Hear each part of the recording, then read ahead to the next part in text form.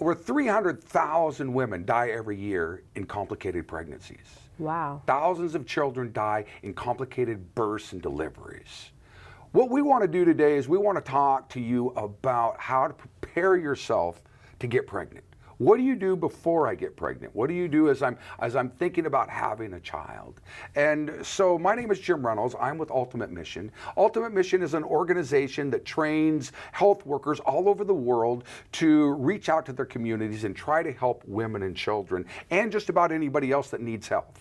So what we're going to do today is we're going to talk to Lynette, who is a registered nurse. She's been a nurse for over 50 years. She's delivered many babies, I'm sure. She's had all kinds of situations. She's lived in the mission fields in Africa and other places. And so we're going to talk to her about how a woman should get started, what she should do if she wants to have a baby, how to give herself the best opportunity to have a healthy child.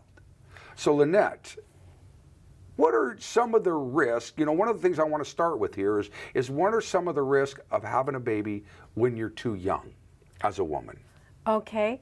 One of the risks is if your body isn't finished growing and you're growing the body of another child within you, the mother really is at risk. She's at risk of never fully developing as she should have. And a big risk is that her pelvis has not become large enough so that when it comes time to deliver that baby, she may have difficulty actually delivering the baby. It may be that she'll be in labor for hours and hours, days, sometimes days and days, and then the child will begin to suffer, and there can be brain damage. And it's even possible, but both the mother and the baby would end up dying just because the pelvis, the outlet where the baby comes through, isn't large enough because the mother is too young. Oh. But some other things that I was thinking of as you said that is if the mother doesn't have the education that she has dreamed of, if she doesn't have that by the time she has her first child, it's going to take a lot longer for her to accomplish that. So that's being ready in another sense. Right. You know, physically and mentally. Physically and mentally. And so that's an important thing. Yeah. And spiritually, you know, she should also have a relationship with God, and she should be ready to train a child, because once you've had that child, you need to train a child in the way they should go. So yes, she needs to have that also. And both of us are parents and grandparents, and we know that is not an easy job. And so having God in the mix, training your children, and not just training the children, but picking your mate. That's true. Because choosing the right man or, you know, choosing the right mate is going to be huge. And if God chooses that person for you or with you, your likelihood of success in not just having a child, but in having a good marriage and having a good time raising those children to be godly children will be enhanced greatly. So yeah, and there's different countries that we work in around the world where child marriages are too common, and even if they aren't child marriages, the girls are marrying too young, and so it doesn't happen so much in the Western countries. But even here, there's women that are sexually active at a young age that take the risk of having a child when they're way too young. So this is dangerous physically as well as mentally, and it's going to set you up for a tough life. That's right. You really need to be prepared. And there's, I mentioned physically, mentally, and spiritually, but also you need a support system. If you live far away, say from your mother and your family, it's going to be hard, especially if you are trying to work or do something like that. So you need a support system, you need friends, and you need a community that will support you in this. And then financially, you need to be prepared that you can buy some of the things that you will need to take care of a child. Yeah. Because remember, everything we're talking about right now, it's for the health of the mother, but ultimately it's for the health of that child. That's right, yes. Because, you know, if you're creating another life, and when you're creating another life, you're responsible for that life, and that's a huge responsibility. So tell me, Lynette, what are some of the things a woman can do to prepare to have a child? Okay, I'm going to say number one, that before she has a child, she should be married. Ah, And she should have a chance to know her husband. If they have a child right off the bat, they will never have a chance to get to know each other. And the wife should be treated as an equal. She shouldn't marry somebody who is going to treat her as a servant. If she has any choice in this matter, it's becoming more and more possible for women to actually choose the person that they're going to marry. And it's very important that this person be somebody who she can trust, and somebody who she can love, and somebody who will be a good father to her children. Yes. And yeah. so I think that that's really important. When God made Adam in the Garden of Eden, he actually took a rib from Adam's side, and he used that to form Eve. He didn't take one from his foot so he could trample on her. He took something from his side, which shows that God wanted a man and a woman to be equal partners in a marriage. And we don't want to say anything against the countries and traditions of arranged marriages, because that has been happening for a long time. But I would like to talk to the parents out there that arrange these marriages, if that's what your tradition is that you make sure that the man that you're choosing for your daughter is a good man to raise your grandchildren. Because that is an important part of this, and how is your daughter going to be treated? And the other thing that we need to think about is, how could me as a man treat a woman so that I could give her a better chance when she wants to get pregnant? Okay, well, one thing is she needs to be sure that, you need to be sure that she is mature and that she is able to take on the birth of another child. We already talked about that probably she should be at least 17. You know, that's just a rough number. It depends on the woman, but she should be at her physical stature, and she should emotionally be prepared to have a baby. So you don't want to just, if you marry young, you don't want to just have a baby right at the very beginning. You want to make sure that you are mature. And then she's going to need good food in order to be a good mother, and to be able to have a healthy baby growing inside her. She's going to need healthy food. So both of you should start practicing a healthy diet. Yes. Because both of you need to be healthy, and both of you have to have regular meals and regular nuts, whole grains, fruit and vegetables. Yeah. I mean, the Yeah, good, you've said healthy, it all. the good healthy diet is something that she needs to do as she prepares. Because if a woman is anemic or is underweight when she is starting to get pregnant, I mean, it just puts her in, because anemia is something that is very prevalent when a woman gets pregnant. So if she already has a low iron rate when she gets pregnant, she's going to be in trouble. And That's really important. That's really a good thing to consider, yes. You want to make sure that you have good food. And I'm going to tell you just quickly what I think is a really good diet. So I'm going to make a plate. It's going to be round like this, and I'm going to divide it in half. This side is all fruits and vegetables. This side we'll divide in half again, and we have one area for protein foods. That's like legumes, which are peas, lentils, chickpeas, beans, and all of those foods, as well as some eggs and some meat. And then in the lower section on this side, we're going to put whole grains, and that's including oats and wheat and whatever whole grains are in your area. In Ethiopia, where I lived, teff was an important one, and it's a very healthy grain. And so whatever is available in your area, it should be eaten whole instead of taking the outer layer off and throwing it away. That's where the nutrients are. Now, this next question is involves both men and women too. What can they do? Because what are the complications of sex before marriage?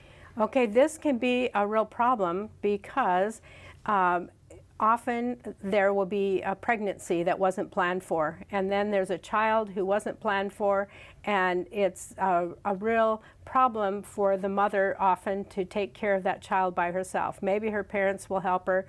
Often the man who made her pregnant will leave the scene, and it's just really a bad situation. There needs to be commitment between a husband and wife before they get married.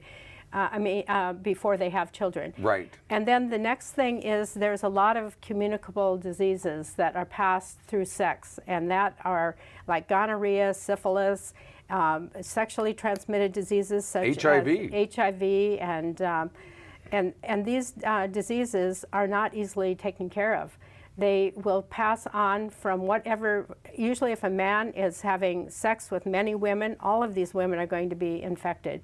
And then these women are going to pass it on to other people, and it just has become something really, a big problem in this whole world. You know, this isn't what God intended. God intended for a man and woman to marry and not have many sexual partners. And it's possible to pass these diseases off to your child. True, yes. That happens sometimes even in the birth canal as the child is being born. Right. So, I mean, as you're preparing, if you're thinking, I want to have a baby, these are some of the things you need to think about. And I need to tell you, ladies, you do not have to back down because you think that a man is not going to stay with you if he doesn't have sex. Okay? If a man really loves you, he will stay with you because he loves you. The sex thing is, I mean, I'm a guy, all right? And guys, God made us, so we are, our hormones are going wild most of the time.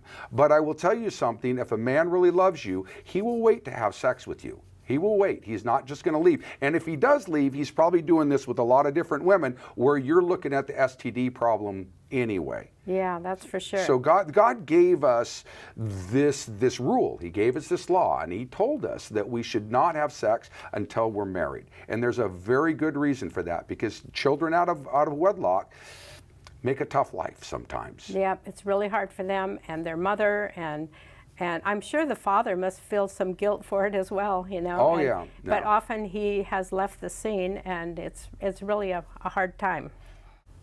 What do we do?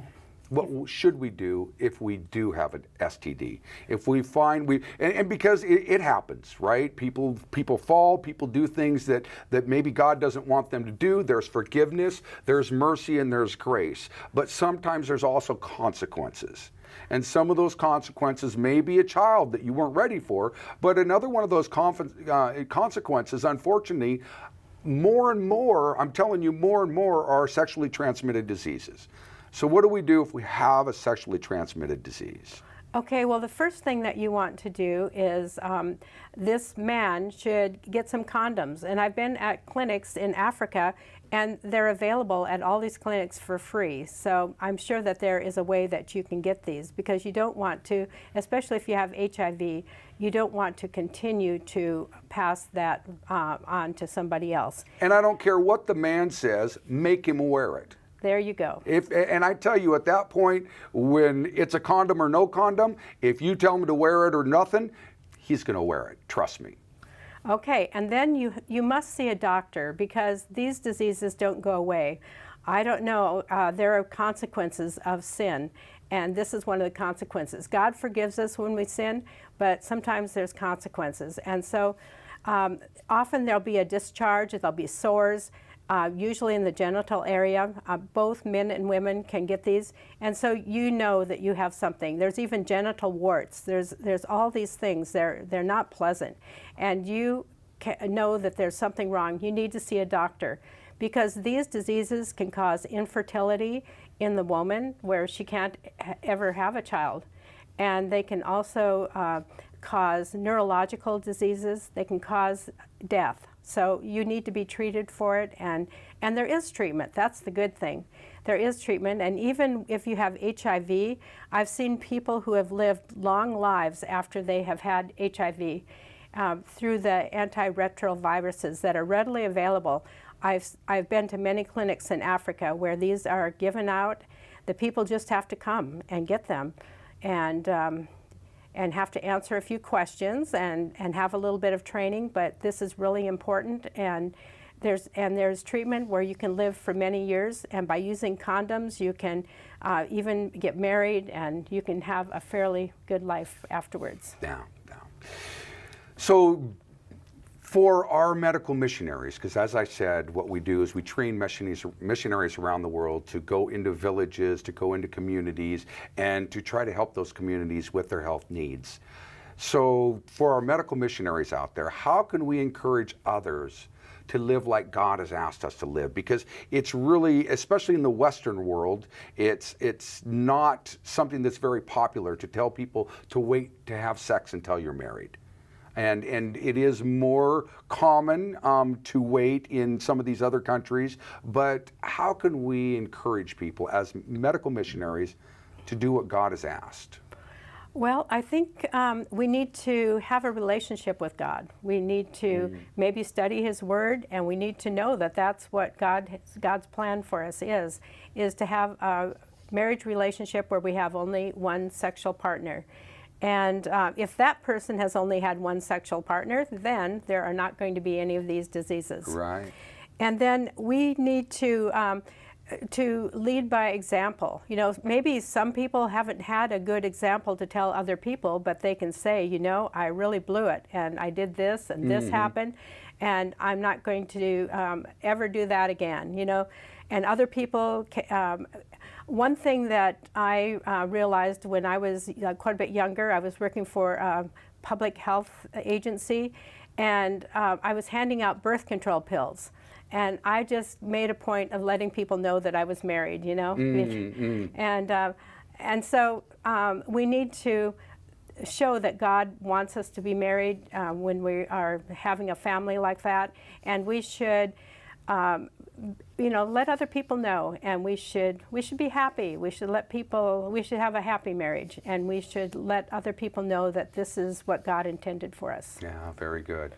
And I would add that if we're going to counsel people on some of these things, one of the best things we can do is have a relationship with the people we're counseling. Because it's hard to walk up to somebody you don't even know and tell them you should do this, this, and this. But if you have talked with people, if you have visited with people, and that's our job as medical missionaries, is to talk and to work with people and to build relationships. Once you have a relationship with somebody, you have a much better chance of encouraging them in the right direction. That's true. And I'm just thinking of one more thing. I'm telling everybody that you should be married, but you know, in the Bible, Paul said that he wasn't married and that he had chosen singleness. And so it's not a bad thing if you're not married. So I'm not saying that everybody has to be married. Right. But if you're going to have sexual relationships with people, you should be married. Yeah. All right. Well, thank you. And thank you for watching this. And if you want to see any more videos on health, on medical missionary work, I would ask you to push the subscribe button below and hit on the bell. And that bell will let you know when our next video is coming out. So like, share, watch more of our videos. That would be great. And then, hey, this way, I'll see you again. So God bless. Have a great day. Bye-bye.